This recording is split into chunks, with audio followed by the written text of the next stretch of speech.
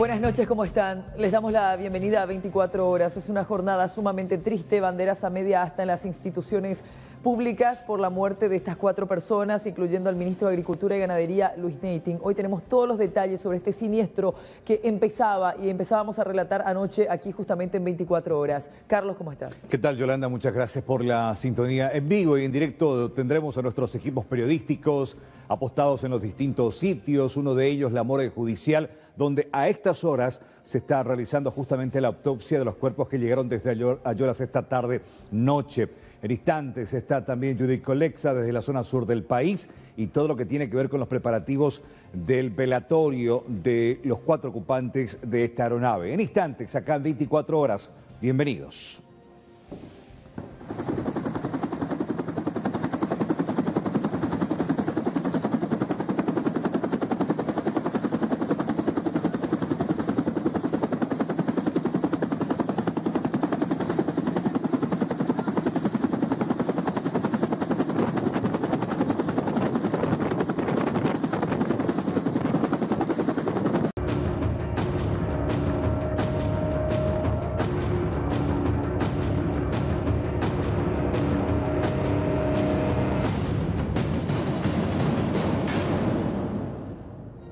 Hacemos un recuento de lo que fue esta jornada que empezó muy temprano a la madrugada con la llegada de los equipos, pero que no podían trabajar porque debían esperar la luz del día. Judith Colexa estuvo acompañando todo ese trabajo. Judith, adelante, buenas noches.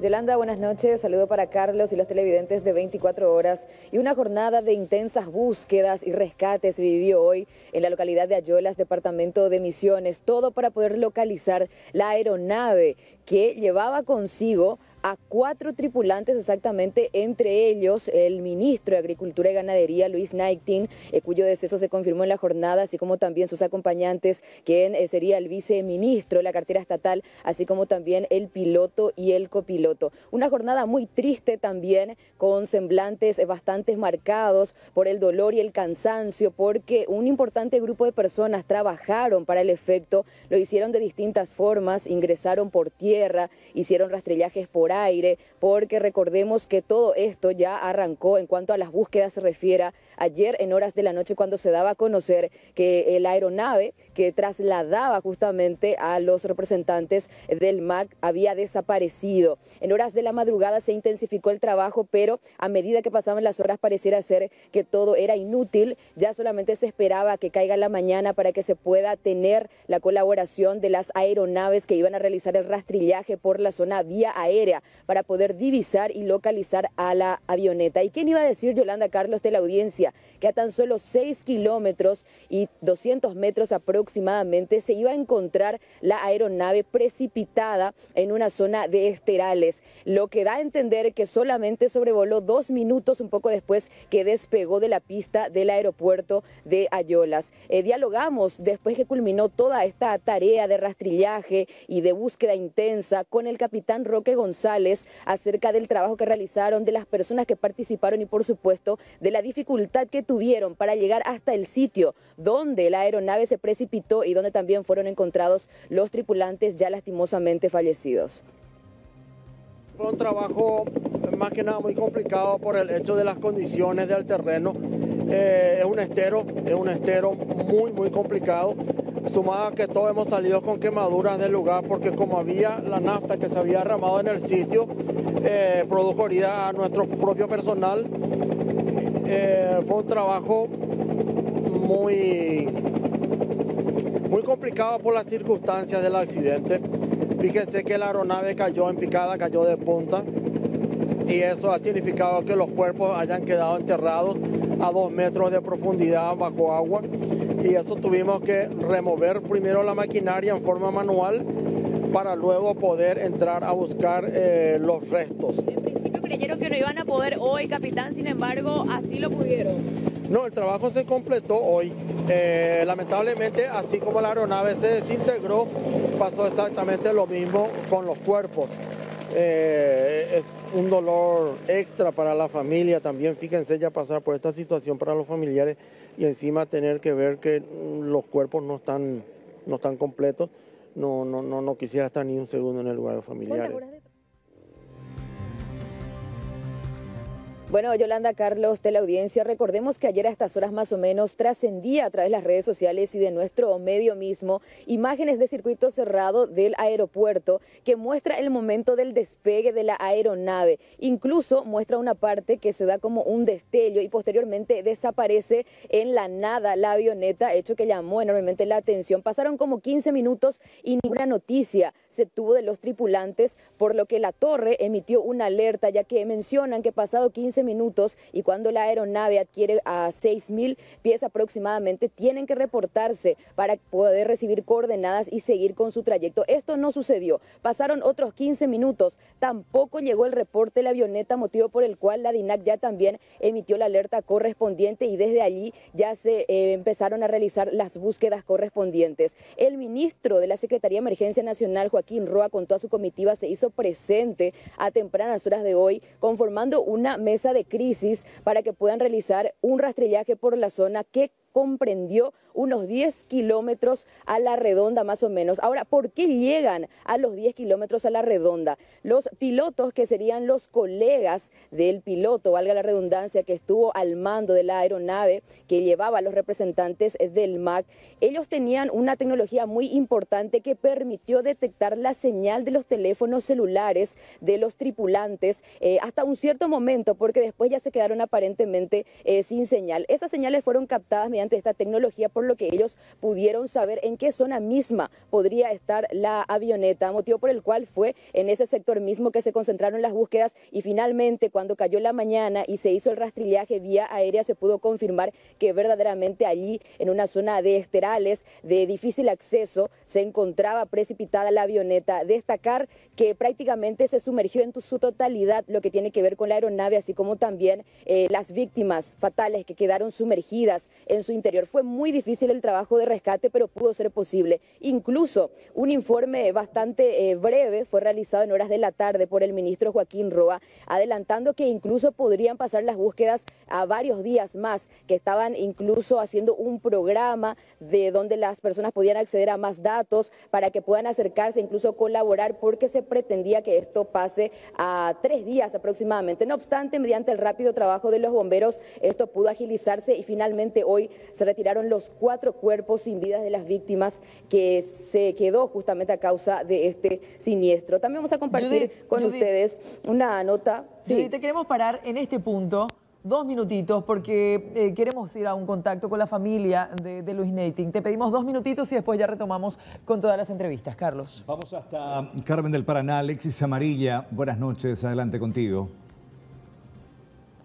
Buenas noches, Carlos. El saludo para Yolanda y la audiencia. Bueno, nosotros aquí, evidentemente, en el departamento de Itapúa estamos muy tristes. Sentimos mucho con la familia Neiting, una familia muy querida y con mucha presencia tanto política y empresarial en nuestro departamento. Ellos han hecho mucho por Itapúa realmente y bueno, aquí en Carmen del Paraná se siente el ambiente muy diferente. La mayoría de los que caminan por las calles, la cabeza agacha, la gente no habla. Muy poco tráfico también por todo esto que sucede, ¿no? Y lastimosamente a estas alturas tenemos que hablar de una doble tragedia, la muerte de doña Erika también y a su vez de Luis. Vamos a saludar y bueno, ya le decimos nuestro sentido pésame, don Germán. Bueno, ustedes como familia soportando este difícil momento, ¿eh? Sí, muy buenas noches a la audiencia. Efectivamente, un tema complicado lo que nos estaba ocurriendo, bueno, pero la vida continúa y tenemos que sacar fuerza de flaqueza y seguir adelante. Bueno, vemos que muchos amigos, muchos vecinos ya presentes aquí en la residencia de su difunta madre. Sí, indudablemente mucha gente de a poco están viniendo, visitando. Y realmente agradecer a la ciudadanía por el apoyo, a la prensa por sobre todas las cosas. Invalorable el apoyo en estos momentos difíciles para la familia por sobre todas las cosas. Mañana el cuerpo de Luis estaría llegando aquí a Carmen del Paraná a media mañana aproximadamente. ¿Qué se maneja al respecto? Sí, lastimosamente se dispuso para que su cuerpo vaya a la morgue. Eso también me pone triste de que prácticamente nadie en la familia pueda estar también acompañando. Pero bueno, es así, ¿verdad? Y tengo el informe de que se lo va a velar en el memorial una vez que salga de después de que terminen los estudios, y mañana está previsto tipo las 8 de la mañana en el Congreso, atendiendo a que él fue también parlamentario, posterior a eso en la Junta de Gobierno como miembro de la Junta de Gobierno, y tipo 11 y media seguramente estarían despegando vía aérea para que venga su cuerpo a nuestra comunidad, y le vamos a estar velando acá en Carmen del Paraná. ¿Ambos, tanto la difunta doña Erika y él, serán enterrados juntos al cementerio? No, nosotros tenemos ya programado, porque los tiempos no manejamos, ¿verdad? Del tema de Luis, ¿verdad? Está muy supeditado al traslado y una serie de cosas, y nosotros mañana a las 9 tenemos ya marcado para enterrarle a nuestra madre, y bueno, y después vamos a pasar con el tema de, en este caso, de mi hermano. Perfecto. Muchos decían también de que doña Erika, o sea, se comentaba, ¿no? Pero ella no supo hasta el final de sus días el hecho de que lo que le sucedió a su hijo, ¿no? Sí, eso es cierto y categórico, ¿verdad? Ambos, ¿verdad? Yo creo que Luis no supo que mamá murió, ni mamá que Luis murió, ¿verdad? Lastimosamente se fueron los dos seguramente sin saber uno de otro. Compañeros, si quieren le paso el retorno, si es que quieren consultar algo a don Germán, que está aquí con nosotros. Bueno, más que nada, Germán, solidarizarnos con usted, con toda la familia, con toda la comunidad del departamento de Itapúa. ¿Cómo él estaba pasando ya este último tramo como ministro? ¿Él estaba contento con la designación luego de todo lo que había pasado en las internas coloradas? Sí, efectivamente, Luis tenía una particularidad de ser una persona muy hiperactiva, y tal es así que ayer tuvo un evento en Misiones, ¿verdad? En San Juan Bautista. Posteriormente vino a visitarle a nuestra madre, que está convaleciente, y después nos fuimos a mi domicilio, pues justamente con la idea vino con un montón de papeles para tratar de agrupar una serie de comités que él tenía la idea de completar entregas de equipamientos, hortícolas e implementos, ¿verdad? Antes de su entrega del cargo del 15 de agosto. Y bueno, estuvimos hasta las 5 de la tarde, y después, posterior a eso, más o menos cerramos una serie de trabajos, y se fue como para irse a la capital. Una de las cosas, don Germán, que escuché desde todos los sectores políticos, tanto de su partido, donde tuvo una gran relevancia, fue miembro de la Junta de Gobierno, los partidos de oposición, es que Luis era un tipo muy conciliador, un tipo que le gustaba mucho dialogar, intervenir en los conflictos para tratar de poner paño frío y zanjar los conflictos que, bueno, tanto en cuestiones que tengan que ver con el partido como también del país, siempre estaba él allí. ¿Lo recuerdan como ese hombre conciliador?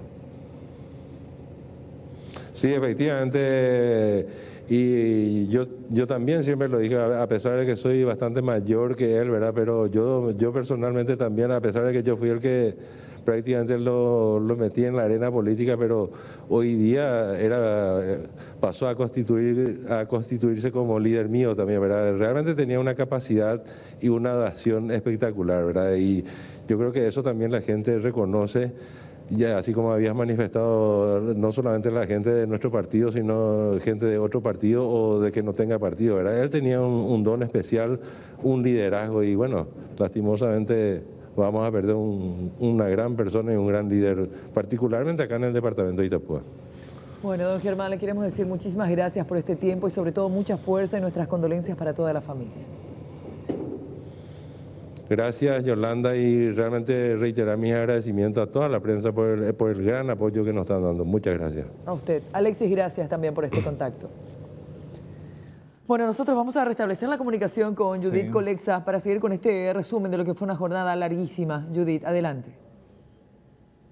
Sí, Yolanda, ya les hacíamos un resumen acerca de cómo se vivió la jornada en cuanto al rescate se refiera. Por otra parte, el arduo trabajo sigue y está en manos de los médicos legales. Específicamente está a la cabeza el doctor Pablo Lemir, quien junto al doctor Pablo Krumel del departamento de Itapúa están tratando de identificar a los cuerpos y prácticamente están contra el reloj porque a las 22 horas está estipulado que los mismos entreguen los restos a sus familiares. Sin embargo, es importante mencionar que lastimosamente el rescate de los restos se dio por parte de las víctimas, motivo por el cual es mucho más minucioso el trabajo para los mismos. Escuchemos lo que decía el doctor Pablo Lemir al respecto.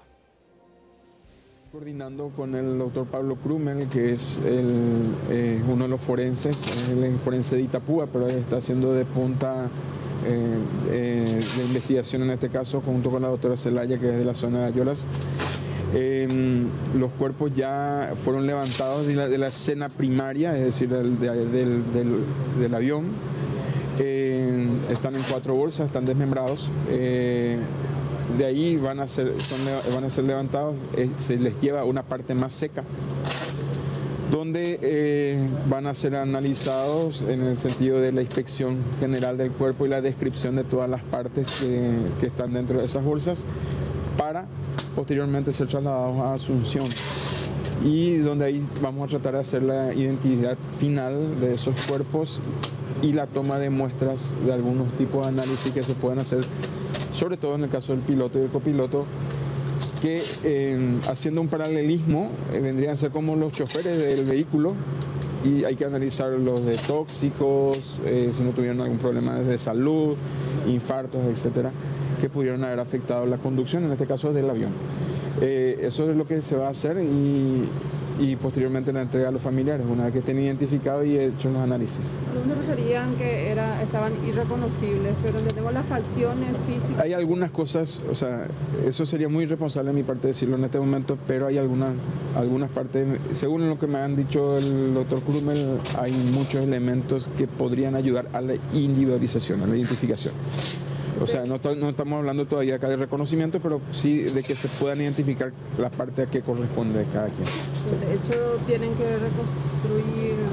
No se llega a hacer una reconstrucción, pero sí una selección en el sentido de decir, bueno, cada pedazo corresponde a esta persona, y para dar una cristiana sepultura, y no equivocarnos y dar lo que no le toca a cada quien. Nos estamos refiriendo a los deudos.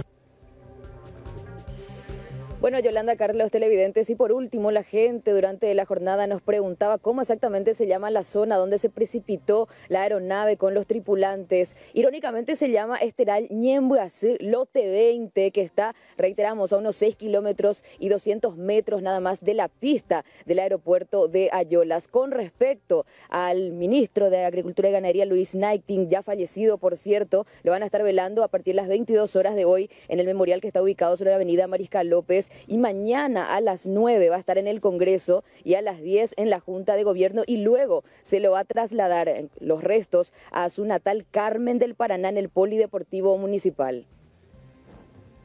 Bueno, Judith, gracias por este reporte completísimo de todo lo que ocurrió hoy, de lo que fueron, nos imaginamos y lo decíamos más temprano, las 24 horas más largas para los familiares de estas 4 personas, ante las dudas, las confusiones, la incertidumbre, hasta finalmente el hallazgo. Gracias, Judith Colexa. Y precisamente de esas 24 horas, las anteriores, justo poquito después de las 20:30, teníamos la oportunidad, a través de una comunicación telefónica, de hablar con la ingeniera Mabel López, esposa del piloto Gerardo Babi López, quien no solamente lleva ese título de piloto, recordar que es uno de los últimos de la camada bertonista en el Ministerio de Agricultura y Ganadería, donde llegó a ser incluso viceministro de Agricultura en la administración del presidente Juan Carlos Guasmosi, colaborando como técnico incluso en los tiempos de la administración de Hernando Bertoni.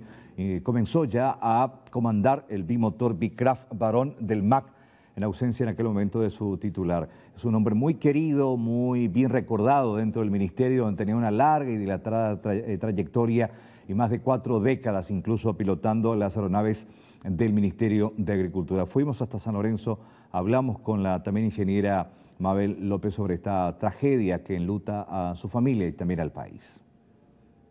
Yo realmente no tuve fuerzas para ir. Y sigo sin fuerza, porque hoy otra vez me ofrecieron, inclusive me dijeron hay un avión a disposición, ¿verdad? Sí, pero no me siento con fuerzas. Entonces me quedé acá y bueno, tengo que organizar las cosas y sin Babi López. Entonces me dijo, me contó eso. Ya no bajé porque el techo estaba muy bajo. El techo es, ¿verdad?, cuando las nubes están muy bajitas, ¿verdad?, muy encapotado. Y entonces el ministro se trasladó ya vía terrestre de Ayolas a Encarnación. Y bueno, y esa fue la última. la última conversación. Y me dijo, yo creo que no vamos a regresar muy tarde, pero sí ya vamos a ir a de noche. Eso sí me dijo. Él llegó a ser viceministro, él es ingeniero agrónomo, especializado en agricultura, ¿verdad? En fitotecnia. Y bueno, no sé qué te puedo decir. Para mí fue un hombre maravilloso, muy dedicado a su profesión, a sus profesiones en realidad, porque por otro lado él era piloto civil, ¿verdad? Y amaba, las dos cosas amaba así intensamente. Y no sé, cuidaba su avión, cuidaba como si fuera una joya o como si fuera una cosa propia de él, ¿verdad? Y bueno, de hecho su vida también estaba en esa máquina, ¿verdad? En juego. Entonces, y lo hacía siempre con mucha dedicación, mucha responsabilidad y con mucho respeto. Yo tengo la tranquilidad de que él cumplió a cabalidad su misión en la tierra, ¿verdad? Lo que hizo, lo hizo con mucho amor, con mucha dedicación y que es digno inclusive de emular, ¿verdad? Inclusive cuando me decía, mami, mira por la ventana cómo está el cielo los días que tenía que volar. Entonces yo, moviendo así la cortina, miraba y le dabas un poco el pronóstico. Claro, le daba yo el pronóstico. Y por eso digo, él, no sé, era como si yo fuera colega más o menos también, ¿verdad? De él. Miles de recuerdos. Y él a veces me hablaba a mí como si yo fuera, no sé, de la profesión, como si yo fuera piloto. Me contaba todo y tales, así que yo me aprendía inclusive las nomenclaturas, me aprendía cosas así sin entender, ¿verdad? Porque él amaba tanto que transmitía eso. Entonces, bueno, yo sé que va a ser muy difícil seguir adelante sin él. Realmente, tenemos 44 años de matrimonio. También el presidente electo Mario Abdo Benítez habló, dio sus pésames y se solidarizó con la familia de las 4 víctimas. Yo quiero realmente aprovechar esta gentil oportunidad que nos dan ustedes para manifestar nuestro profundo dolor en este momento trágico que estamos viviendo, creo que todos los paraguayos, ¿verdad? Y principalmente nosotros que hemos tenido la oportunidad de conocer al compañero correligionario y amigo don Luis Benítez, en las últimas elecciones fue nuestro coordinador de campaña también, acá junto con el doctor José Alberto Alderete, un hombre de militancia, de lucha partidaria. Yo lo recuerdo a él como un hombre de militancia colorada. Fue presidente de seccional, 2 veces presidente de su seccional de Carmen del Paraná. Fue gobernador del departamento, miembro de la Junta de Gobierno. Y es un hombre de una familia tradicional y un gran militante colorado, un luchador de nuestro partido, ¿verdad? Y hoy es el momento de recordarlo de esa manera. Y reitero mi profunda solidaridad, mis más sentidos pésames para la familia Nighting. También falleció la mamá de Luis. Y también mis pésames a las demás familias que fueron víctimas. Vamos en vivo hasta Joel Sandino, que está en la zona de Ayolas. Él tuvo la oportunidad de sobrevolar la zona, justamente ver el sitio de impacto, a ver si nos relata y nos comenta también sus impresiones. Joel, contigo, adelante. Gracias, Carlos. El saludo cordial a Yolanda y a toda la teleaudiencia de 24 horas. Primeramente, aproximadamente al mediodía, llegábamos hasta la zona conocida como Boca Yapotú, a aproximadamente unos 2 kilómetros del acceso a la ciudad de Ayolas. En este mismo punto, nuestra compañera Judith Colexa, a tempranas horas de esta jornada, estaba mostrando de la manera como ingresaban los anfibios, los bomberos hasta el lugar.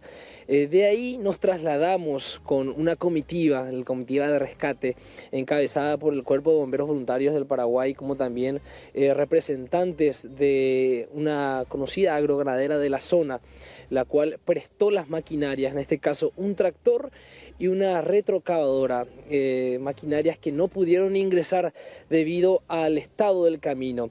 Ingresábamos hasta esta zona, hasta el lote 20, hasta la colonia San Marcos, asentamiento Colonia San Marcos. ¿Cómo pudimos ingresar? Únicamente por camioneta, Yolanda, Carlos. De otra manera era prácticamente imposible, a no ser que sobrevolaras con un helicóptero o con una avioneta. Ingresábamos por este punto aproximadamente a unos 4,5 kilómetros, 5 de la supercarretera, hasta el punto donde tuvimos que dejar, a unos 4 kilómetros tuvimos que dejar nuestro móvil y seguir a pie, unos 1.500 metros a 2.000. De ahí tuvimos que pasar los esterales, tuvimos que pasar varios montes con ayuda del Cuerpo de Bomberos Voluntarios, a quienes encontramos a bordo de un anfibio. Tuvimos que subir al anfibio para poder seguir con nuestro camino, porque de otra manera era imposible. Les reitero, uno ingresaba al agua hasta la cintura. Y por supuesto teníamos todos los equipos, porque transmitíamos en vivo a través de C9N el trayecto que estábamos realizando. De ahí, con la ayuda del anfibio, tuvimos que utilizar también hasta los machetes, las palas, para poder ir abriendo paso cada vez que nos adentrábamos al espeso monte que servía como conexión hasta el lote 20, hasta el lugar donde ocurrió este trágico siniestro. Una vez llegados a este punto, ya veíamos a toda la comitiva de la Fuerza Aérea Paraguaya, del Cuerpo de Bomberos Voluntarios, que estaba trabajando incesantemente a 1.000 metros desde donde nos encontrábamos. Únicamente el acceso se podía hacer a través de otro helicóptero. Se encontraban 2 helicópteros ahí en ese lugar, pero solamente uno se encargaba de transportar tanto los cuerpos, que eran llevados en bolsas negras. En varias bolsas fueron ubicados los cuerpos, como también las partes recuperadas de la aeronave, que se sumergió a aproximadamente 2 metros, 2,5 metros. Y de esta manera se volvió complicada. Nosotros conversábamos con los bomberos, quienes llegaban exhaustos porque estaban trabajando prácticamente más de 15 horas, sin comer, sin tomar y sin descansar prácticamente, con quemaduras en los pies y obviamente con el cansancio que se le notaba en el rostro. Conversábamos y nos decía que era un trabajo inhumano. Hicieron todo lo posible para poder rescatar a los cuerpos. Lo hicieron de una manera muy valerosa, porque hasta tuvieron que sumergirse, meterse dentro de las instalaciones de la aeronave y poder sacar de esa manera a los cuerpos. De ahí, una vez que pudieron sacar, rescataron algunas partes de la avioneta, porque sobrevolamos la zona también gracias a la gentileza de la Fuerza Aérea Paraguaya, y pudimos captar imágenes del radio de impacto que tuvo la avioneta, de la aeronave, digo bien, en el lugar, a 1.000 metros, en el estero Ñembuasí, como bien comentaba nuestra compañera Judith. Se llama irónicamente de esta manera. ¿Cómo pudimos acceder también ahí? Gracias a la gentileza de los pobladores, de los vaqueanos, que con sus caballos a pie, ellos nos ayudaban, nos guiaban a ingresar hasta ese punto tan difícil, a 6 kilómetros y piquito nada más de la pista de aterrizaje ahí en el aeropuerto de Ayolas. Una vez retirados los cuerpos, fueron examinados obviamente por el médico forense, también acompañado del doctor Espinosa, el agente fiscal adjunto que estaba allí. Por supuesto también estaban agentes del Cuerpo de Bomberos Voluntarios ayudando con el traslado. Tuvieron que pedir camillas que fueron traídos desde el centro de la ciudad de Ayolas hasta allá a bordo del helicóptero, para poder de esa manera trasladar los cuerpos hasta el aeropuerto de Ayolas. Una vez sobrevolado el helicóptero, llegó hasta el aeropuerto de Ayolas, donde desde tal lugar fue trasladado hasta la capital del país, hasta la morgue judicial, específicamente donde ya se reconocía el cuerpo de Luis Naitin, quien de manera fortuita no presentaba tantos golpes y el rostro quedaba intacto, según nos comentaba la esposa Liliana Benítez. Los cuerpos de los demás, tanto del viceministro Vicente Ramírez como del piloto y el copiloto, no tuvieron tanta suerte. Aparentemente el ministro Naitin se iba detrás, porque los que iban enfrente, tanto el piloto y el copiloto, ya tenían, o sea, la suerte de sus cuerpos era otra, porque estaban prácticamente desmembrados, lamentablemente, ya que ellos sintieron más el impacto al momento de este aterrizaje, de este siniestro, cómo llamarlo, ¿verdad? Porque uno se queda prácticamente sin palabras para poder describir y para poder nombrar este trágico suceso. Una vez llegado hasta la morgue judicial, varias autoridades se hicieron presentes, entre ellas el senador Juan Darío Monjes, quien expresó su profundo pesar ante lo acontecido y obviamente dando fuerzas también a la familia. Vamos a compartir lo que decía el senador Juan Darío Monjes. Es un momento muy penoso para la vida de la familia y por qué no decir de la familia paraguaya, porque cuando se pierde a un hijo paraguayo al servicio de la nación es bastante penoso. Ahora recibimos a 3 compatriotas quienes perdieron en este trágico accidente sus vidas. Se lo va a llevar a la morgue, donde se va a hacer el trabajo correspondiente de identificación de los cuerpos. Se lo va a velar creo que en el memorial, se está viendo eso. Mañana en el Congreso, mañana para las 8 hemos conversado ya con el presidente del Congreso, el señor senador nacional Beto Velar, y para las 10 de la mañana lo queremos llevar a la Junta de Gobierno porque Germán, mejor dicho Luis fue miembro de nuestro partido, miembro del comité ejecutivo, y también la dirigencia le quiere brindar su último adiós mañana para luego trasladarse a su ciudad natal, Carmen del Paraná.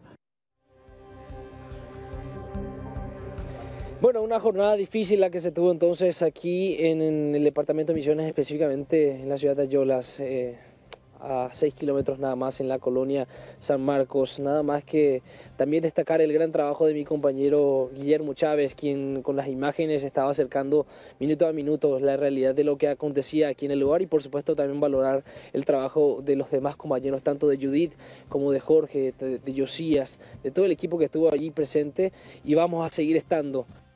La ciudadanía merece saber lo que acontece aquí en este país. Carlos, Yolanda. Bueno, excelente. Gracias, Joel, por este completo reporte de lo que acontecía en esta jornada también allí en la zona de Ayolas. Y también hoy en Cámara de Senadores rindieron homenaje al exministro de Agricultura y Ganadería, Luis Naitin. Fueron palabras con profundo dolor y recordando lo que fue su función también cuando pasó por el Congreso paraguayo. También considero, como mis colegas, honrar la memoria de ellos con el minuto de silencio y también levantar la sesión. Muchas gracias. Y el compañero Naitin, Luis, fue un servidor. Y en particular por haberle conocido al correligionario amigo Luis Naitin, y también a su madre, a los familiares de él, a su señora, a sus hijos, a su hermano, a su padre. Y los compañeros hablaban de la trayectoria de Luis. Fue una persona que en forma silenciosa, siempre proactivo, constructivo, buscando cumplir su función pública que le entregara a través del Partido Colorado los cargos que le ocupó ocupar. Al compañero Luis Naitin, pasando aquí también por la Cámara de Diputados, donde tanto tiempo estuvo, donde tanto tiempo sirvió, y donde, como lo decía el senador Monjes, fue líder de bancada, vicelíder de bancada, y tuvo una participación muy activa en todo lo que es el proceso democrático, político, legal, y especialmente en el proceso de descentralización de la República del Paraguay. Más allá de esta cuestión, por supuesto, también mi solidaridad con su partido, con la ANR. Yo particularmente no estoy de acuerdo, presidente, con que se levante la sesión. Tampoco voy a llevar a votación. Para mí hubiésemos hecho un pacto de tratar directamente de entrar en el orden del día. No hay ningún conflicto, no hay ninguna cuestión conflictiva, porque a los servidores, como murió el ministro de Agricultura, y a sus compañeros se los homenajea sirviendo. Joven todavía, que tiene una trayectoria impecable, y sobre todo quiero destacar sus cualidades profesionales. Luis Knighting es doctor en veterinaria, medalla de oro de la universidad. Un hombre con gran capacidad realizadora, que pasó por tantos roles en la política, con gran carisma, y sobre todo quiero destacar su don de gente.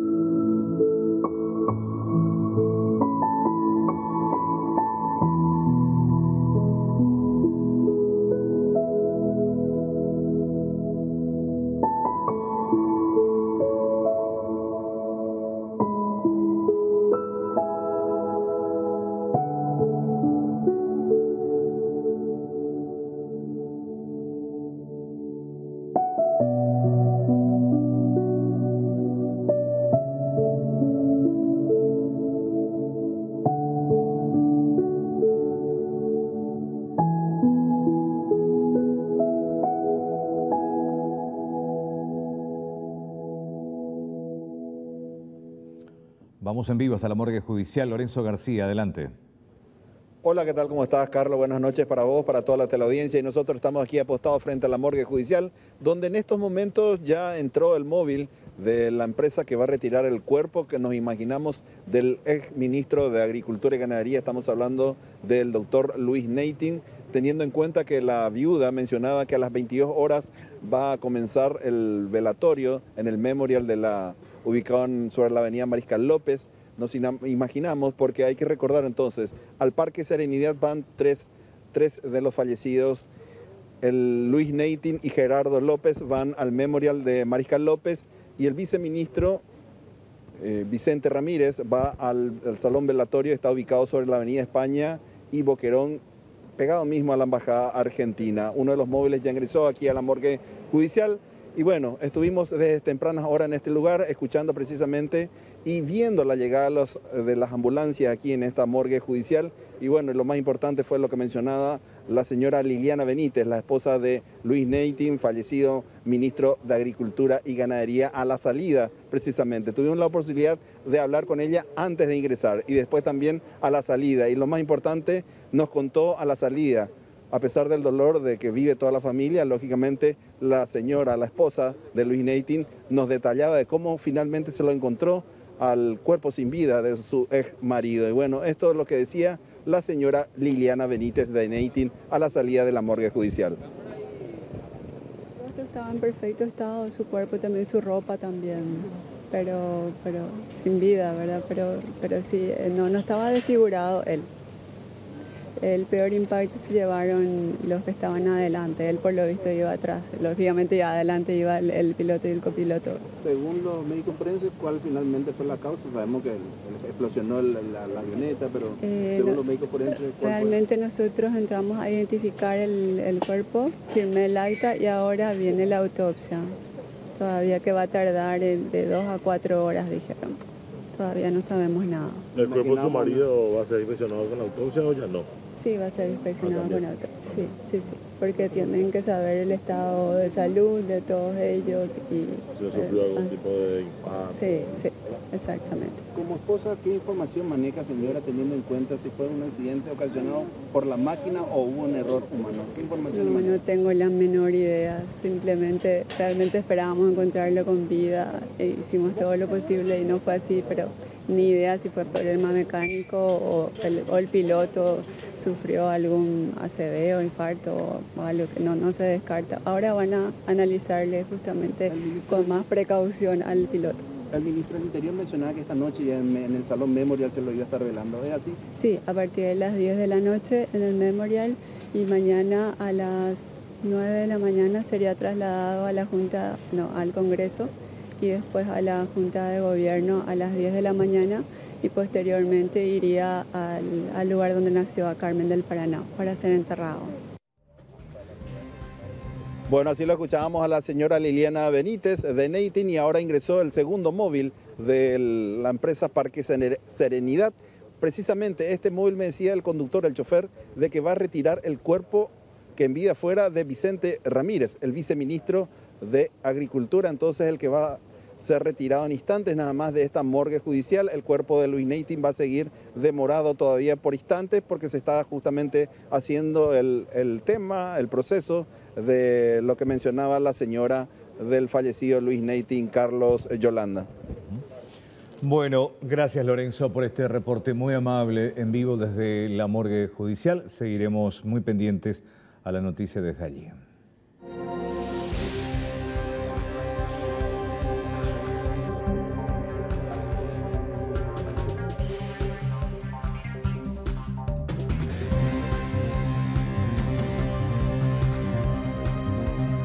Vamos a repasar todos juntos cómo fue el trayecto del Beechcraft que se estrelló finalmente a 5 kilómetros de la cabecera de la pista ahí en Ayolas. El avión partía a las 6:20 de la tarde y a 5 kilómetros se daba este trayecto en donde finalmente caía en el estelar en el lote 20. Pero nos preguntamos a partir de ahora, ¿qué se viene? Obviamente la investigación.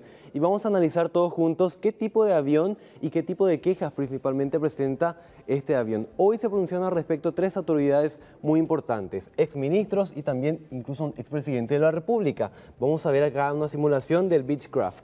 Justamente, ¿qué fue lo que dijeron? Blanca Ovelar, también el expresidente Fernando Lugo, el exministro de Obras Públicas Salim Busarquis y también el exministro de Educación Víctor Ríos. Los ministros normalmente suelen hacer viajes de trabajo al interior del país, entonces ellos dijeron, hoy en día las aeronaves del Estado con las cuales se manejan los ministros, con las cuales tienen que recorrer los lugares para hacer sus misiones de trabajo, se encuentran en pésimas condiciones. Es inaceptable la forma en que deben viajar hoy en día las autoridades. Vamos a compartir con ustedes lo que decían esta mañana en el Pleno del Senado. Creo que nadie, honestamente, nadie en este país, y nadie de los que conozcan, y nadie de los que ocupamos alguna vez algún ministerio puede decir que no sepa que las condiciones de los aviones, de las aeronaves del Estado son pésimas. Son pésimas. Espero que no se confirme que la causa fue una cuestión técnica, porque en ese caso realmente estaríamos ante la crónica de una tragedia anunciada. Pero teníamos un montón de veces que hemos recibido señales en este mismo avión, Cardoso, Vera Bejarano, Franco, nos avisó varias veces. Y creo que alguna vez tenemos que hablar seriamente, la clase política paraguaya, de romper ese pequeño tabú o esquema de que los políticos no tenemos necesidad de vivir de manera segura o de viajar de manera segura. ¿Cuántas veces los ministros de este país tienen que volar en aviones vetustos y pasarse sustos? En verdad, tenemos que revisar cómo tratamos a nuestros altos funcionarios, cuántos riesgos a veces se asumen sin seguro de vida en las rutas, con vehículos mal mal mantenidos. Y en este caso sabemos de ese avión lo vetusto que es. Bueno, y decía más tarde la senadora Blanca Ovelar que el propio comandante López, el que estuvo a cargo de este vuelo que resultó ser una tragedia, tuvo que sortear en otros vuelos varios inconvenientes. Por eso es que se insistía en que hoy es sumamente necesario, Carlos, Yolanda, revisar el estado en que se encuentran las aeronaves que llevan a los ministros, que llevan a las misiones oficiales, incluso en algunas ocasiones a invitados extranjeros. Vamos a analizar con ustedes también en qué consiste este avión utilizado, el Beechcraft. Este fue el que, bueno, finalmente cayó ahí en el Esteral en el lote 20. Y vamos a hablar un poco de las causas. Hasta el momento no existe información oficiosa, decían las propias autoridades, pero sí tenemos que decir que existen variables que se van a tener en cuenta. ¿Cuáles son los elementos que hoy en día no se descartan? Una falla eléctrica, una falla en el conducto de los combustibles, alguna confusión que podría haber tenido el piloto, por eso es que hace un viraje hacia la derecha cuando la dirección de Asunción estaba hacia la izquierda. También tenemos que decir que las condiciones climáticas no estaban dadas. Son otras las versiones que están surgiendo en torno a este grave accidente. Este avión tenía 2 motores nuevos. Todos estos elementos van a tener que ser analizados y estudiados principalmente por la DINAC, que va a tener a su cargo llevar todos los restos de este avión hasta los hangares aquí en la ciudad de Luque para estudiar minuciosamente y encontrar la causa de este grave accidente. Se preguntaba mucha gente hoy, ¿tiene o no tiene una caja negra que graba las conversaciones? Este avión específicamente no tiene una caja negra, pero sí tiene un sistema de GPS que determina específicamente el punto de partida, el trayecto y el punto final en donde capotó finalmente esta aeronave. Por eso es que cada elemento va a contar, van a ser precisos los informes de los investigadores acerca de este caso tan grave, compañeros. De hecho, Juan, todas las versiones son oficiosas, como muy bien lo decías, ¿verdad? Esta mañana hablábamos con Luis Aguirre, titular de la DINAC, y él decía que por esas imágenes que habían quedado grabadas, ellos presumían que había fallado el motor derecho, y es por eso que es como que gira hacia la derecha, es como que algo le chupa hacia la derecha, y por eso la presunción era esa, ¿verdad? Entonces, si no hay una caja negra, Juan, no se va a tener ningún detalle de lo que ocurrió allá adentro en esos minutos previos. Al menos en lo que respecta a conversación grabada, nada. Yolanda, no. Pero sí otros equipos que podrían marcar precisamente la forma en que cayó el avión, el tramo que tomó para llegar hasta ese esteral, hasta el lote 20 y todos los otros detalles. Lastimosamente, en este caso, las conversaciones no. Bueno, excelente, Juan. Yo creo que a partir de ahora, por eso también insistían mucho los expertos en este tipo de tragedias y de investigación, que la escena no sea manipulada para que las evidencias queden allí, que van a ser rescatadas por estos técnicos, que van a ser los responsables de determinar finalmente qué es lo que pudo haber pasado en esta tragedia y si hubo una responsabilidad técnica de la avioneta. Carlos y Yolanda, no solamente lo que pasaba anoche, también el proceso de mantenimiento, el proceso de compra de repuestos. Acá hay una larga cadena que va a tener que responder por este avión. Fallecieron 4 personas, hay 4 familias que están hoy en día enlutadas. No podemos cerrarnos realmente en solamente las condiciones climáticas, sino en toda una cadena de procesos y mucha gente que va a tener que responder. Así es, gracias, Juan. Hacemos una pausa, ya volvemos.